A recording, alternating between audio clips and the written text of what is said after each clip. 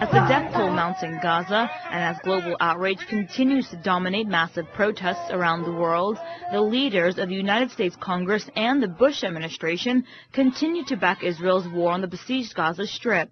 Understand Israel's desire to protect itself. But one voice on Capitol Hill has broken from the status quo. Republican Congressman Ron Paul recently called the onslaught in Gaza an atrocious massacre. It's our money and our weapons, but I think we encouraged it. Certainly the president has said nothing to diminish it. Matter of fact, he justifies it on moral grounds that, oh, they have a right to this, without ever mentioning the tragedy of Gaza. You know, the real problems that are there. To me, I look at it like a concentration camp, and people are making homemade bombs, and like they're the aggressors. Dr. Paul noted despite silence from the Obama camp, the U.S. is heavily involved in the ongoing assault on the 1.5 million Palestinians trapped in Gaza. I think if we weren't in the Middle East, there'd be a much greater motivation for Israel to deal with all the people, and maybe the Arab League. Maybe they would be talking to the Arab League every single day on how to work out problems. But they don't do that. They don't have the motivation because they know we'll back them up.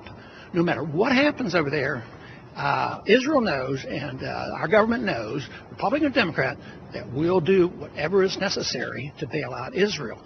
Congressman Paul also said the best solution for the United States would be to end its special relationship with Israel because so far Israel's influence in U.S. foreign policy has only pushed the United States further in debt and increased anti-American sentiments around the world. Of course, I want a ceasefire before they start. I want to change the policy which would prevent these problems. Of course, a ceasefire. They both ought to quit. But neither side right now are really ready to talk and deal with the major problem. So being on the side of just saying, well, my position is I'm calling for a ceasefire, that means you're involved in directing people on what to do. You know, if Israel has a problem they have to deal with, I don't think it should be any of our business.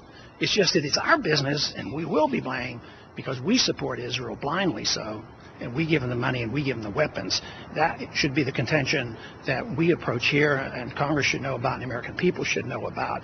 And then if I personally favor one side over the other side, it's really pretty academic because politically I don't want to be involved. I want to say, well, you know, I think the Palestinians had been ripped off and therefore all the blame is on Israel. I've sort of stepped in a little bit more than I want to. I can have a personal opinion, but politically, my position is that America would be much better off if we just minded our own business. And, of course, I always tie this into the financial calamity that our foreign policy creates. We're spending way too much money, and that helped bring about this economic crisis.